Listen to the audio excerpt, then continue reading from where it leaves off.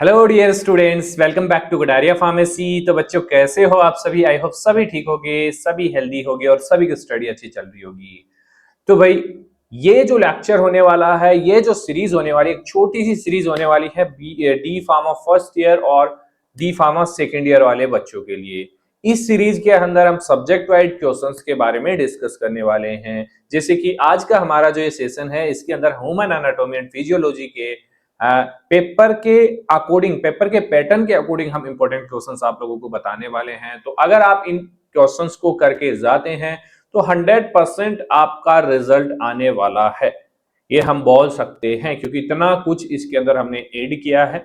तो वीडियो को एंड तक जरूर देखना, क्योंकि भाई वीडियो पूरा नहीं देखोगे तो क्वेश्चन नहीं देख पाओगे, क्वेश्चन नहीं देखोगे तो फिर आपका क्वेश्चन मिस हो जाएगा एग्जाम के अंदर। तो पहले क्वेश्चन देखो, उसके बाद कुछ बोलना, और वीडियो अच्छो लगे तो वीडियो को लाइक करके जरूर जाना, ठीक है। बाकी सारी चीजें हम इसके अंदर डिस्कस करेंगे। बाकी अगर आपको नोट्स वगैरह चाहिए तो कटारिया फार्मेसी ऐप डाउनलोड कर लीजिए, वहां पे अफोर्डेबल प्राइस में नोट्स भी आपको मिल जाएंगे, ठीक है। और बाकी इसका जो सोल्यूशन है, ये जो भी हम क्वेश्चंस देखने वाले हैं, इसका सोल्यूशन मैं लास्ट में बताऊंगा कि कहां पे आपको मिलने वाला है, ठीक है। चलिए स्टार्ट करते हैं। तो सबसे पहले जो हमारा पेपर आता है डिप्लोमा फर्स्ट ईयर का, तो उसके अंदर देखिए question paper contain 3 parts. First, second, third part, 3 parts इसके अंदर होते हैं। Each part is compulsory, read instruction carefully for each part before starting. देखिए ये इंस्ट्रक्शन यहाँ पे रखने का एक ही मोटिव है बेटा, क्योंकि आप डिप्लोमा फर्स्ट ईयर में हो और आपने अभी तक पेपर नहीं दिया है, तो आपको आइडिया नहीं है कि कैसे आपको पेपर लिखना है। तो उसके लिए क्या करना, सबसे पहला मेथड यही होता है कि कोई भी एग्जाम हो, आपका डिप्लोमा का हो या डिग्री का हो या फिर और कोई एग्जाम हो, तो सबसे पहले पेपर के इंस्ट्रक्शन पढ़ो। उसके बाद पेपर में जितने सेक्शंस दिए हैं उन सेक्शन के क्वेश्चंस को पढ़ो। कितने क्वेश्चन हमें करने हैं वो ध्यान से देखो। अब आपको करना है 5 क्वेश्चन, दिए हुए हैं 7 क्वेश्चन, तो आप 7 क्वेश्चन करोगे तो फिर आपके पास टाइम नहीं बचेगा बाकी क्वेश्चन करने के लिए। तो ये सारी चीजें आपको पढ़नी है। Attempt parts of each question all together, मतलब जो भी जितने क्वेश्चन हमें करने हैं वो सभी को अटेम्प्ट करना है। Right question number of each part along with it, और क्वेश्चन नंबर लिखना है, ठीक है। और हमेशा अरेंजमेंट के अकॉर्डिंग हमें चलना है। ये नहीं है कि भाई सेकंड जो क्वेश्चन है हमारा, इसका पार्ट फर्स्ट इधर है, उसके बाद पार्ट 5 कर रहे हैं, ऐसा हमें नहीं करना है, ठीक है। समझ गए होंगे आप लोग। तो चलिए स्टार्ट करते हैं, ज्यादा टाइम आप लोगों का वेस्ट नहीं करेंगे। बाकी टेलीग्राम ग्रुप आप लोगों ने ज्वाइन नहीं किया तो वीडियो के डिस्क्रिप्शन में उसका भी लिंक है, उसको ज्वाइन कर लीजिए, वहां पे भी काफी इंफॉर्मेशन आपको मिलती रहती है। तो बात करें पार्ट फर्स्ट की। पार्ट फर्स्ट में आता है attempt any 6 question of the following long question. देखिए यहां पे आपको 6 क्वेश्चन दिए जाएंगे, 7 क्वेश्चन दिए जाएंगे, उनमें से 6 क्वेश्चन हमें करने हैं। तो फर्स्ट क्वेश्चन देखिए, डिफाइन सेल। सेल की डेफिनेशन।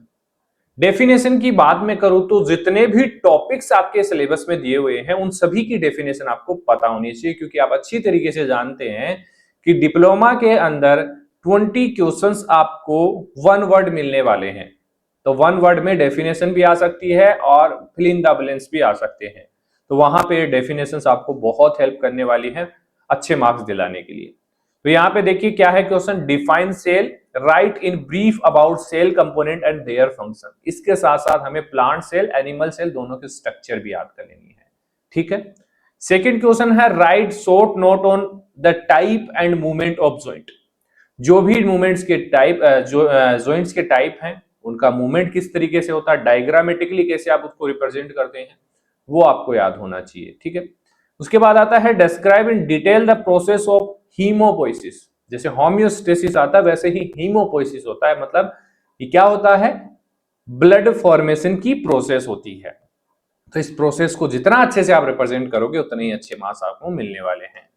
उसके बाद है give the anatomy of heart with a neat label diagram. देखिए मैं आप लोगों को एक चीज और बताऊंगा, जहां पे भी मैं बोलूं ना कि ये बहुत ज्यादा इंपॉर्टेंट है क्वेश्चन, उसको तो आपको 100% करके जाना है, ठीक है। एक बार इसको कर लूं फिर मैं बता दूंगा इसमें से कौन सा 100% आपको करना है। 5 नंबर पे, what are the various disorder of skeletal system. Skeletal system में कौन कौन से डिसऑर्डर्स कोज होते हैं वो आपको पता होना चाहिए।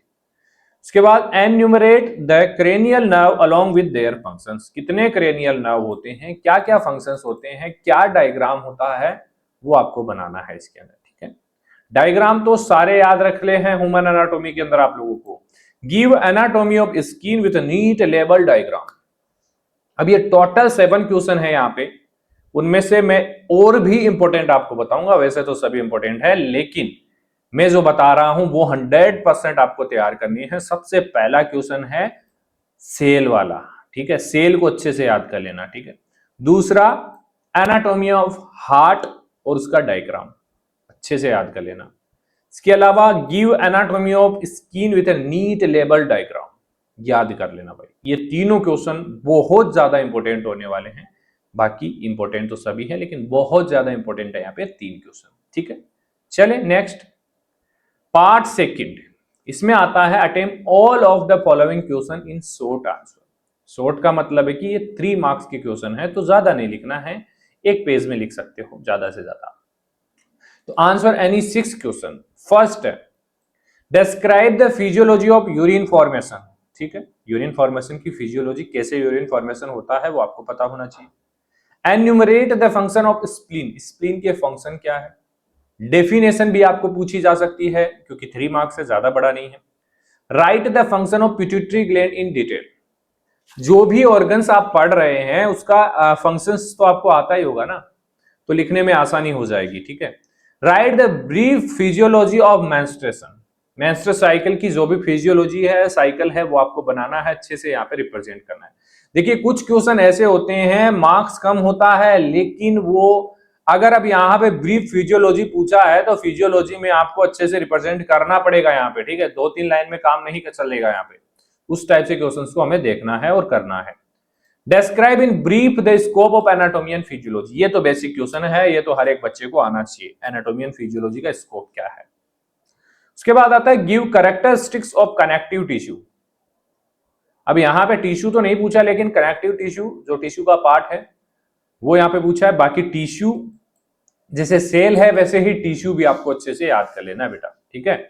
इसके बाद है enumerate characteristics of RBC WBC के क्या कैरेक्टरिस्टिक्स है, क्या डिफरेंसेस इनके बीच होते हैं, ठीक है। तो ये है 3 मार्क्स वाले क्वेश्चन जिनको आपको अच्छे से देखना है। यहां पे इंपॉर्टेंट क्वेश्चन है हमारा describe the physiology of urine formation, ठीक है।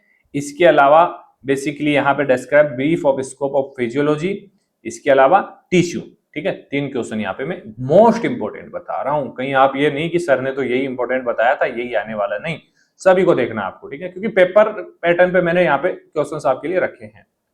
अब आता है हमारा इसके अलावा पार्ट सेकंड के अंदर एक क्वेश्चन और आता है जिसके अंदर सभी 4 क्वेश्चन आएंगे, उसका हमें जवाब देना है, 3 मार्क्स के आएंगे। फर्स्ट है differentiate between arteries and when, arteries and when में क्या फर्क होता है।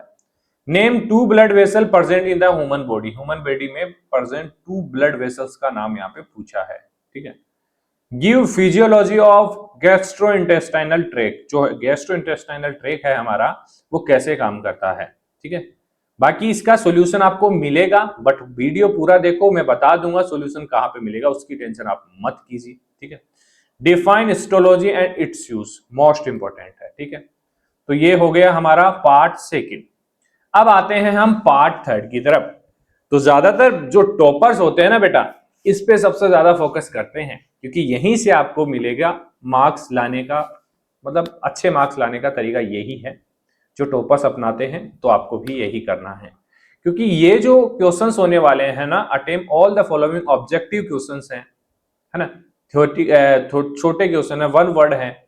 तो अगर जिस बच्चे को ये 20 क्वेश्चन याद है ना, बेसिक याद है, तो 20 मार्क्स तो यहां से ले लेगा। बाकी थ्योरी में तो मार्क्स अच्छे मिल ही जाते हैं हर एक बच्चे को, ठीक है। तो यहां से स्कोरिंग करने का फायदा मिल जाता है। तो यहाँ पे 3 पार्ट में इसको डिवाइड किया गया है, 7 क्वेश्चन 6 क्वेश्चन। तो फर्स्ट पार्ट में देखिए the normal range of systolic blood pressure, normal range पूछा है आपको, ठीक है। The normal pulse rate of human being, ऐसे ही क्वेश्चन आएंगे, आप बोलोगे इतने इजी है सर, बिल्कुल ऐसे ही आएंगे, ठीक है।